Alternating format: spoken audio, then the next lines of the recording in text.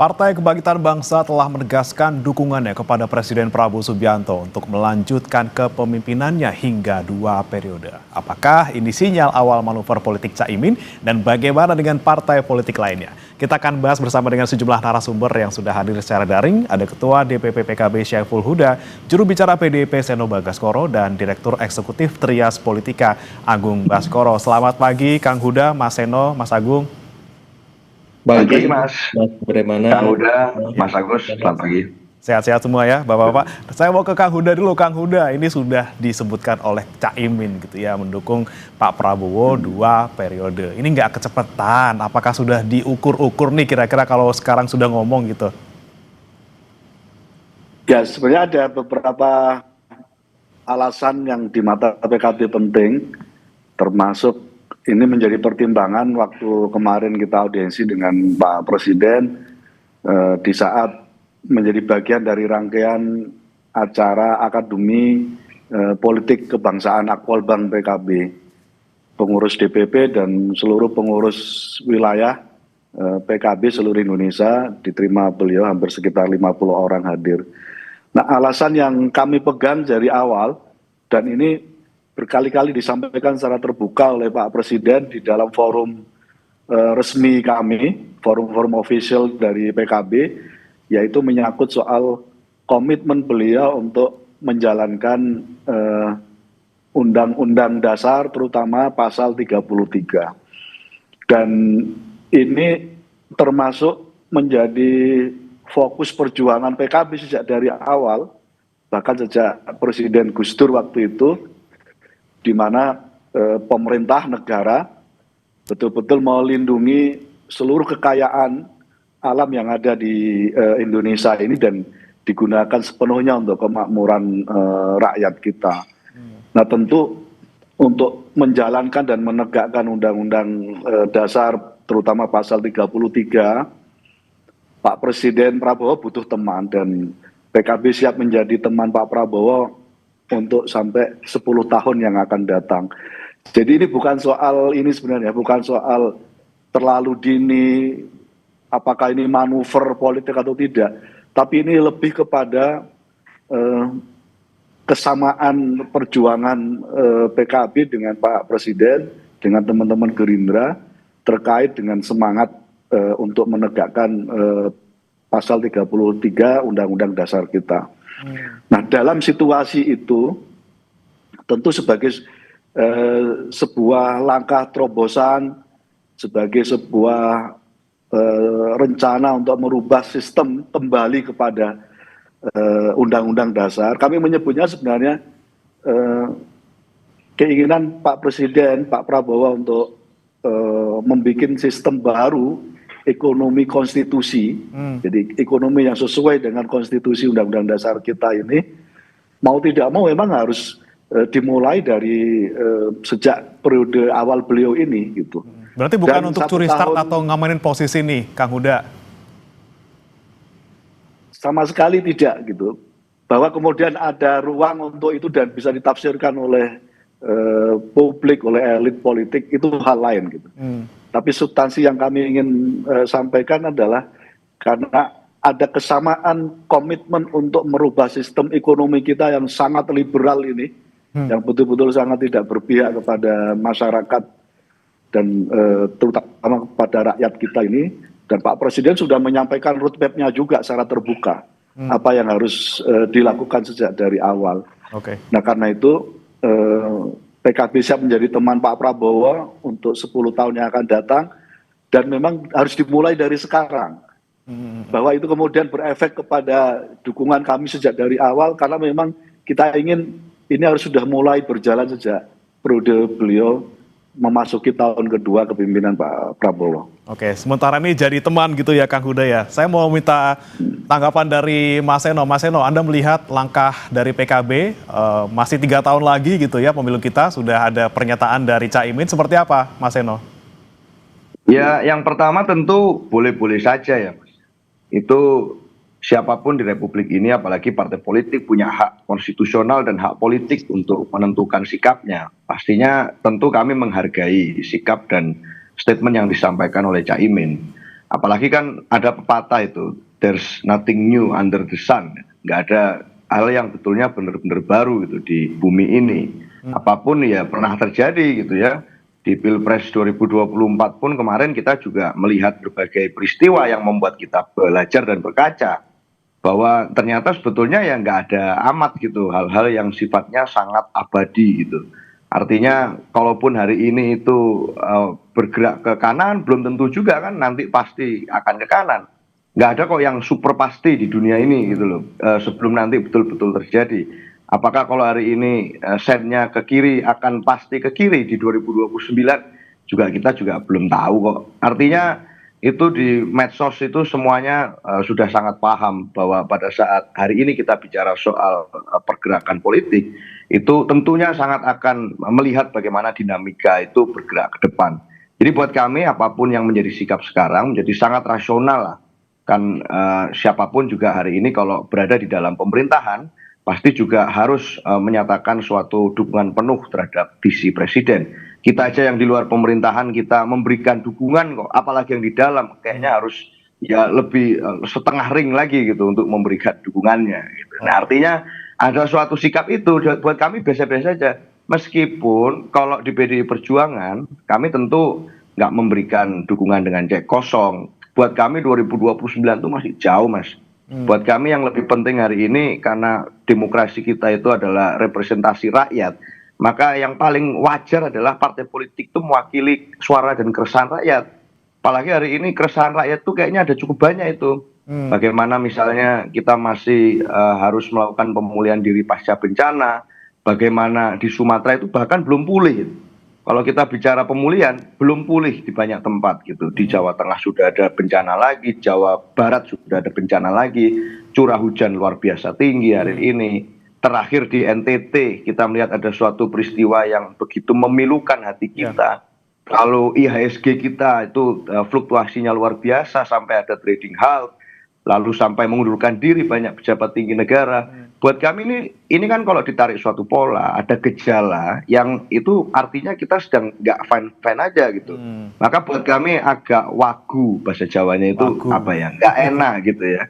Untuk kita bicara soal 2029 saat ini itu buat kami. Tapi buat teman-teman yang lain monggo-monggo saja. Agak wagu karena lagi-lagi masih lama gitu ya Mas Eno ya, dan juga masih banyak hal yang harus diperbaiki di pemerintahan kita. Saya mau ke Mas Agung. Mas Agung, ini kalau ibarat kita lagi mau beli handphone atau beli mobil gitu, ini pre-order gitu ya sepertinya ya. Jadi kita pesan lebih awal dulu untuk mendapatkan penawaran yang lebih menguntungkan misalnya. Anda melihatnya seperti itu nggak Mas Agung? Iya, biar banyak dapat bonusnya PKB Mas, jadi pre-order dulu atau politik ijon dulu lah semacam itu. Tapi begini, saya mengapresiasi ya Caimin, Mas Huda dan yang lain ke istana ya untuk mengenalkan pengurus PKB kepada Pak Presiden. Ini juga bagi internal partai bisa memotivasi pengurus untuk bisa lebih semangat ya menggerakkan mesin-mesin partai sekaligus keseriusan PKB dan Caimin untuk maju lagi cawapres 3 kalinya ya Pak Huda ya. 2019 tuh saya lihat tagline-nya join itu Jokowi Caimin ya. Kemudian baru jadi 2024 Amin ya, Anies Muhaimin. Nah ini saya tadi ubek-ubek kira-kira sebutan yang pas apa gitu ya. Bisa wowmin Pak Prabowo Caimin atau misalkan bisa juga pro minoritas Prabowo Caimin gitu kira-kira. Nah, tapi yang jelas begini, PKB berangkat dari sebuah narasi ide yang sangat sangat baik karena mendukung pemerintahan totalis 100% Mas Bremana ya. Jadi ada soal ya tadi pro ekonomi kerakyatan pasal 33. Kemudian yang lagi rame nih ya, pro pilkada tidak langsung DPRD walaupun saya tidak setuju semacam itu. Kemudian juga soal Indonesia gabung ke Board of Peace. Jadi berangkat dari sebuah ide narasi yang sepakat dengan pemerintah ya sami'na wa ata'na. Tapi yang menarik mendukung Prabowo 2 periode tanpa cawapres. Ini yang memang membuat ruang kosong di awal tadi saya sampaikan bahwa peluang ke arah sana sangat besar dan ya saya tidak meragukan Caimin soal begini-begini Pak Huda ya. Paling jago lah, paling pinter mencari celah, mencari momentum dan saya kira kebutuhan ya seorang cawapres di 2029 itu sangat relatif berbeda dari 2024 Mas Bremana dan dalam sejarahnya belum ada ya Wapres 2 kali terpilih untuk mendampingi seorang presiden petahana. Nah, saya kira Caimin PKB melihat posisi itu dan kalau bisa diambil itu bisa mengalirkan kotel efek yang luar biasa bagi PKB dan bukan tidak mungkin PKB bisa menatap ya dua besar gitu ya Pak Huda ya semacam itu sebagai pengantar. Oke, Kang Huda, ini sudah ada tadi tuh ada saran gitu dari Mas Agung, mungkin bisa Promin atau Wowin gitu ya. Gimana nih, Kang Huda? Apakah nggak sekalian nih Caimin deklarasi juga wapresnya saya gitu? Kalau itu waktu setahun kami koalisi dengan Pak Prabowo menuju Pilpres 2024 sudah ada itu akronim yang sampai kali Mas Agung itu. Gitu. Tapi tidak kami sampaikan karena memang urusan Wapres belum jadi bahasan di internal DPP PKB. Karena itu kira-kira kalau ini motifnya kehebohan tidak sama sekali.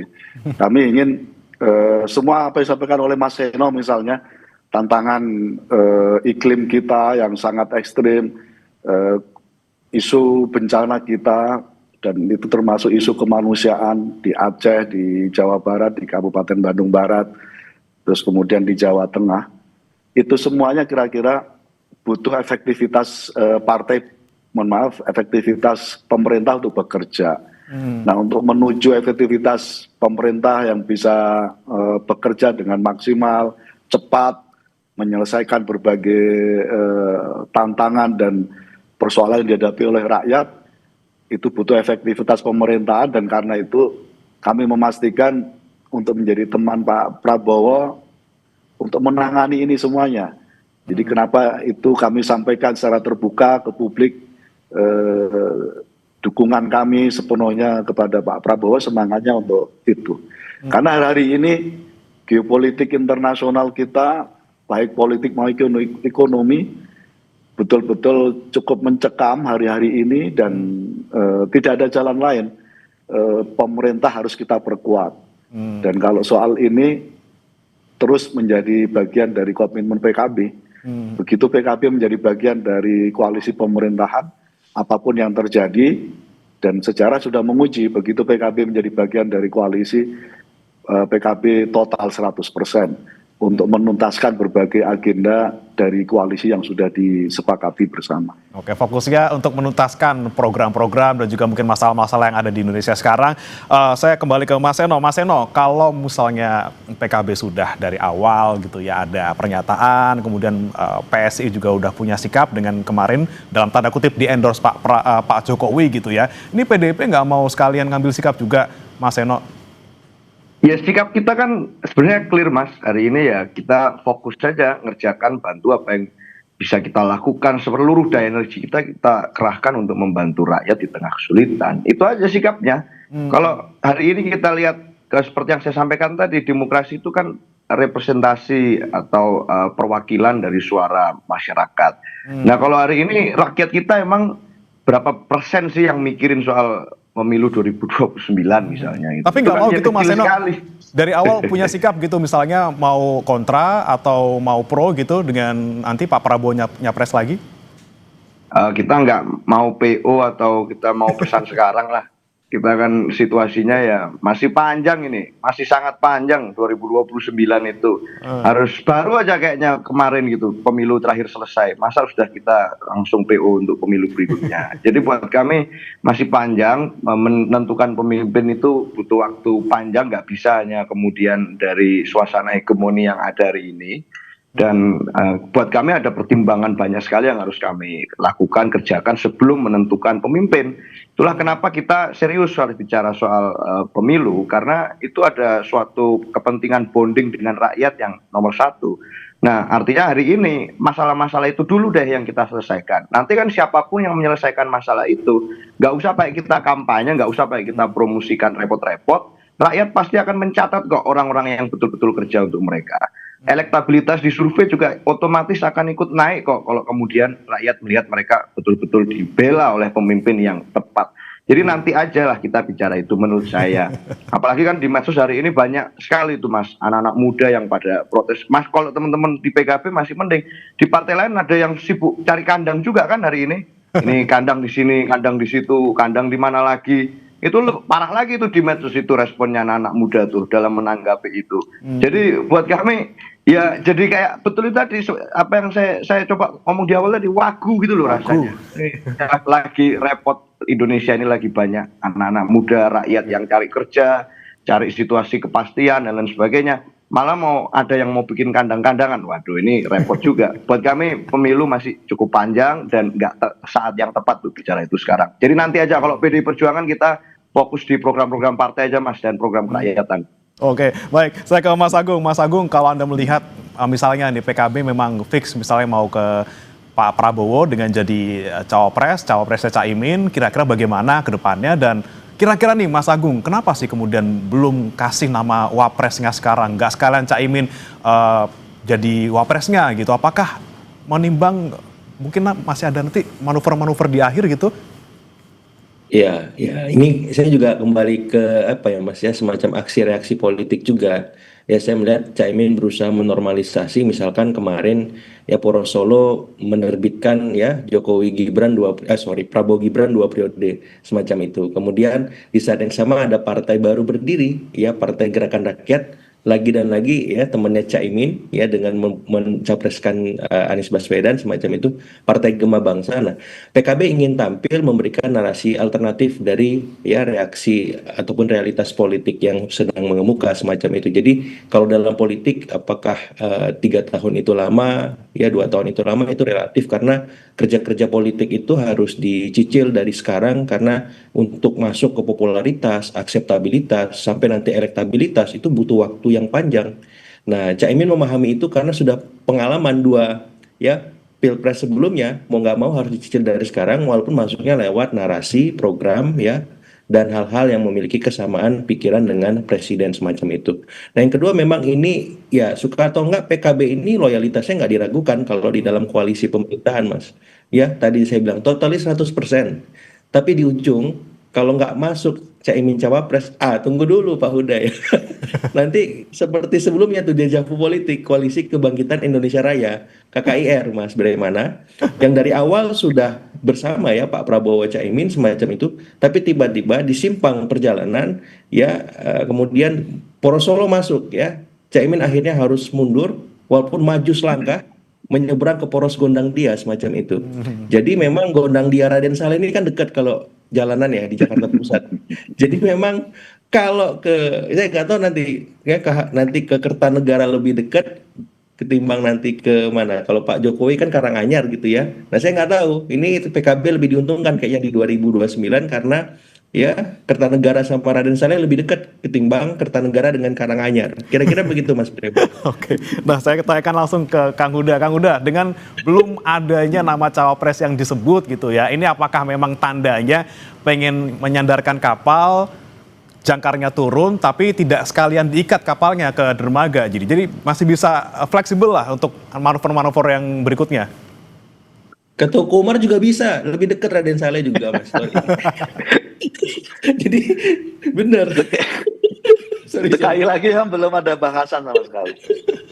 Kita belum ada bahasan menyangkut soal cawapres karena itu tadi ini objektif politik PKB.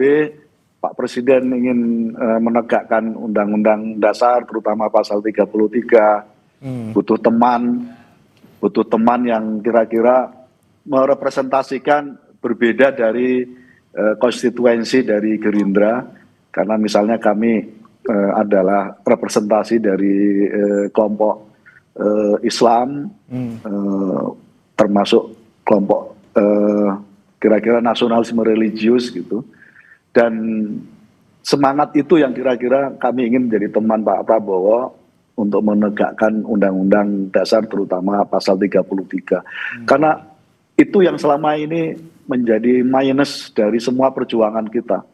Dari berbagai pergantian pemimpin, kita dapati komitmen untuk menegakkan dan melaksanakan pasal 33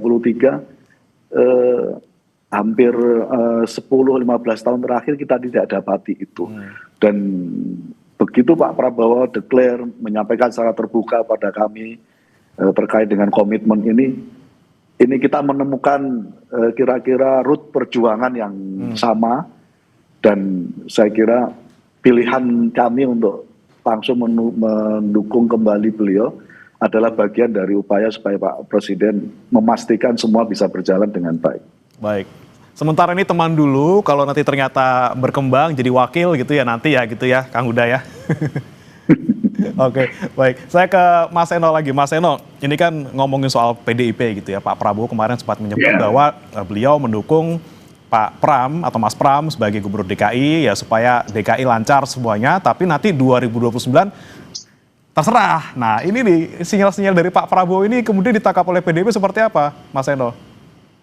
Ya itu tadi kan, ya semoga artinya itu suatu, kalau kita tafsirkan ya, artinya suatu penghormatan Pak Prabowo bahwa ya harusnya kita ini sebagai negara demokratis, tempat kita untuk melakukan evaluasi, melakukan koreksi, melakukan pembenahan terhadap kepemimpinan kita itu ya setiap kali pemilu. Itu kan di rezim pemilu inilah yang kita sepakati kita masuki bersama. Rakyat pada saat melihat pemimpinnya bekerja ABCDE, waktunya ya selama 5 tahun memimpin. Nah waktu memberikan apresiasi atau evaluasi ya setiap kali pemilu, kan logikanya begitu. Maka harapan kami ya, tafsirnya ya artinya ini suatu bentuk beliau menghormati bahwa ya nanti kalau memang ada yang harus dikoreksi, kontestasi memunculkan nama-nama lain, kompetitor dan sebagainya, ya waktunya adalah di pemilu 2029. Sehingga agar kemudian buat kami internal ya, itu kita nggak PO barang yang belum tentu jelas gitu loh hari ini kalau kejauhan. Kan anak-anak muda sekarang kalau mau pesen belanja online kan takut kena scam juga, Mas. Ini jangan-jangan kalau kejauhan pesannya sama datangnya barang kan nggak tahu kualitas barangnya seperti apa. Nah kalau udah deket-deket baru nih kita bisa tahu review dari yang lain, review dari masyarakat tuh semakin clear gitu. Ini rekomen nggak bintang 5 atau ini ada scam-scamnya ini, yang pesen apa datangnya apa itu. Nah ini kan rakyat kita nggak mau seperti itu. Nah kita juga nggak mau seperti itu. Jadi buat kami menentukan pemimpin itu sesuatu yang serius karena menentukan jutaan nasib rakyat, jutaan nasib orang, gimana nggak perlu lagi ada anak-anak kecil seperti di NTT kemarin itu harus sampai meregang nyawa, harus kita kehilangan dia karena nggak bisa beli buku dan pensil. Itu suatu hal yang mengerikan buat kita dengarkan gitu. Nah buat kami itu di 2029 adalah waktu kita dan seterusnya ya, untuk dari sekarang untuk kita melakukan terus evaluasi terhadap seluruh sistem dan kepemimpinan di setiap level. Sehingga itu menjadi ajangnya rakyat untuk bisa memberikan pilihan itu. Partai-partai politik tinggal mengkanal dan mengaspirasikan. Kita tinggal menggerakkan, melakukan edukasi politik dan seterusnya. Tapi kembali pilihannya harusnya di tangan rakyat. Jadi buat kami, kalau memang 2029 itu adalah momentum yang kita sepakati untuk tahun politik, ya ini jadi momentum yang luar biasa. Kalau artinya Presiden percaya pada demokrasi yang mana ada evaluasi berkala terhadap kepemimpinan kita. Itu Mas. Oke, wait and see, pengen yang pasti-pasti aja, jangan sampai kena scam gitu ya. Baik, saya ke Mas Agung. Mas Agung, kalau Anda melihat PDIP dengan ya sekarang masih fokus untuk membenahi lah dalam tanda kutip, memberikan masukan di luar pemerintahan. Kemungkinan nanti di 2029 ini PDIP bakal jadi rival atau ngikut PKB nih, Mas Agung? Bisa kemana-mana kalau PDIP ini ya. Ke Pak Prabowo bisa, ke PKB bisa gitu ya, tergantung situasi dan kondisi saja. Jadi karena PDIP punya ya mesin politik yang besar, kuat, dahsyat, sudah terbukti, teruji. Jadi ini bisa menjadi posisi tawar juga ketika nanti memang akan menghadapi Pilpres 2029. Tapi kalau misalkan PDIP merapat ke Pak Prabowo, otomatis PKB bisa jadi tidak merapat, bisa jadi di luar. Kalau saya lihat. Lain halnya kalau misalkan ya PKB kemudian cintanya bertepuk sebelah tangan dengan Pak Prabowo gitu, bisa jadi merapat PKB dengan PDIP-nya. Jadi situasi di internal koalisi Indonesia Maju Plus pun sekarang sangat dinamis ketika bicara cawapres, Mas Breman ya. Bisa saja dari poros pemerintah sendiri itu dalam tanda petik bubar jalan karena memang tidak ketemu di sisi cawapresnya. Apalagi situasi dan ekosistem politik kita ya dengan putusan MK presidential threshold dihapuskan, itu membuat semua partai, bahkan partai kecil yang menjadi peserta pemilu, nalarnya harusnya bisa mencalonkan capres cawapres semacam itu. Sehingga ya dengan kondisi ini harusnya memang besok menu prasmanan demokrasi capres cawapres kita akan banyak gitu ya. Jadi saya sebagai pemilih itu akan kebingungan karena yang maju banyak dan bagus-bagus juga semacam itu. Tapi yang jelas saya kira PDIP bisa menjadi salah satu alternatif poros Pilpres ya, baik ketika merapat karena akan memberikan kontraksi politik di internal koalisi Indonesia Maju Plus, ataupun membuat poros sendiri yang memang hari ini PDIP kita tahu sebagai penyeimbang semacam itu. Dan saya berharap ya apapun pilihan PDIP ya bisa membuat alternatif pilihan itu semakin banyak dan membuat demokrasi kita semakin sehat. Ya, saya mengapresiasi PDIP yang sejak dulu konsisten ya menjaga demokrasi kita, membuat check and balances itu bisa berjalan optimal, dan harapannya peran-peran ini bisa terus dijalankan dengan maksimal seperti itu. Dan untuk PKB ini sedikit banyak ini Mas Bremana ya, kemarin waktu retreat Caimin kan di warning Pak Prabowo tuh spesial tuh. Caimin mana? Caimin mana ya? Wah gitu Pak. Jadi saya melihat ketika diboyong ke istana itu memastikan Caimin nggak kemana-mana. Seperti itu Mas. Oke, baik. Baik, Caimin nggak kemana-mana. Tapi berarti kalau Kang Huda, ini udah fix berarti kalau untuk Pak Prabowo pasangan sama Gibran lagi nggak ya? Tapi cawapresnya nanti nunggu gitu, Kang Huda. Ya, tentu ini proses politik ya. Jadi dinamikanya cukup tinggi. Semua aturan main menyangkut soal politik kita terus bertumbuh, terus berubah. Kita lihat saja, karena prinsipnya sekali lagi ini bukan manuver politik PKB menyangkut soal dukungan kami kepada Pak Presiden. Ini betul-betul karena komitmen dan dedikasi dan kesamaan visi dan perjuangan kami. Apa yang tadi saya sampaikan untuk memproteksi dan memberikan akses sepenuhnya pada ekonomi rakyat kita menghadapi liberalisme ekonomi yang luar biasa dan akhirnya menjadikan rakyat kita menjadi korban. Dan tentu ini termasuk ini ya, saya kira termasuk menjawab Mas Seno. Karena ini bagian dari keseriusan kami untuk memastikan kepemimpinan dan mencari pemimpin masa depan itu. Dan ini bagian dari kami, cara kami termasuk memastikan kepemimpinan yang bisa efektif, dan termasuk kami menilai Pak Prabowo sekali lagi punya komitmen yang kuat untuk menjaga berbagai pilar, terutama menyangkut soal ekonomi, kembali pada ekonomi konstitusi, di mana semua sumber daya alam dan seterusnya sepenuhnya menjadi untuk kesejahteraan rakyat kita. Baik. Oke, terakhir nih saya mau ke Mas Seno lagi. Mas Seno, ini memang kita masih bicara soal Pilpres masih sangat jauh, masih wagu kalau kita ngomonginnya sekarang gitu ya. Tapi kan Pak Prabowo ngomong terus nih soal kalau ada yang mengkritik, nanti ya udah siap-siap aja ditantang di 2029. Ini PDIP lagi-lagi nih Mas, kita pengen tahu sikapnya, pengennya gimana sih ke depannya, apakah bikin poros baru atau seperti apa gitu Mas? Terakhir, singkat saja. Ya, kita dari dulu berdirinya di konstitusi, Mas. Kita juga nggak kemana-mana, yuk. Dan artinya sebenarnya sangat mudah kok membaca PD Perjuangan itu. Konstitusi bilang apa, ya kita ikutin. Itu aja kalau secara sikap partai. Dan konstitusi kita bilangnya simpel bahwa ya berada di luar pemerintahan itu sah-sah aja kok gitu di dalam konsep bernegara kita.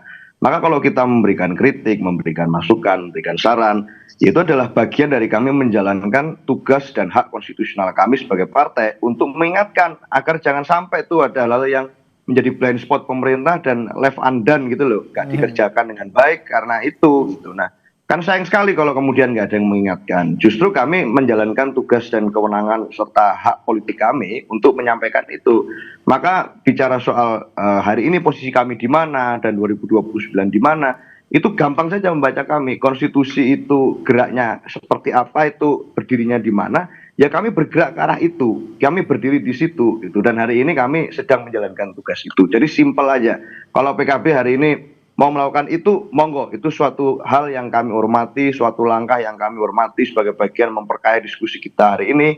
Tapi buat kami PDI Perjuangan memilih pemimpin itu saya kira agak sulit kalau kita langsung tetapkan sikap jauh-jauh hari. Takutnya tiba-tiba nanti dekat-dekat situ waktu momentum timingnya malah ada yang pindah ke lain hati gitu pada waktu itu. Buat kami itu nanti sangat sayang gitu ya, momentum dan waktu yang harusnya bisa diisi dengan energi untuk rakyat, malah kita curahkan untuk itu. Jadi buat kami mengambil jalan yang berbeda, menempuh jalan yang berbeda, tetapi kami tetap berdiri di mana konstitusi ada. Itu aja Mas. Baik, terakhir untuk kesimpulan Mas Agung, kita bicara soal timing di politik gitu ya. Lebih awal lebih baik atau timing yang tepat itu yang paling menguntungkan? Iya, kalau PKB secara institusional kan memang sudah punya basis ya Mas ya. Jadi tinggal diorkestrasi mereka harus punya figur. Nah saya kira figur Caimin ini harus dari sekarang memang melakukan kerja-kerja politik dan kerja-kerja publik misalkan sebagai Menko. Nah kalau kerja-kerja politiknya kan tampak moncer sekali. Nah kita menanti kerja-kerja Caimin sebagai Menko nih. Apa yang bisa diorkestrasi sehingga publik semakin yakin bahwa Caimin itu sebagai menu prasmanan alternatif kita ketika Pilpres digelar dan harapannya dia bisa masuk ke poros manapun, ke capres mana saja, sehingga memang Caimin ini bukan lagi mengejar-ngejar, tapi dikejar-kejar. Begitu Mas Breman. Baik, bukan mengejar-ngejar tadi, dikejar-kejar. Kita nantikan sebenarnya nanti bagaimana dari PKB, dari semua partai, manuvernya seperti apa, masih ada 3 tahun lagi, semuanya masih cair. Bagaimana nanti peta politiknya juga kita masih belum tahu seperti apa, kita nantikan bersama-sama. Kang Syaiful Huda, terima kasih, Ketua DPP PKB, kemudian ada Mas Seno Bagaskoro, juru bicara PDIP, dan juga Mas Agung Baskoro, Direktur Eksekutif Trias Politika, sudah bergabung bersama kami di Sapa Indonesia Pagi. Selamat pagi.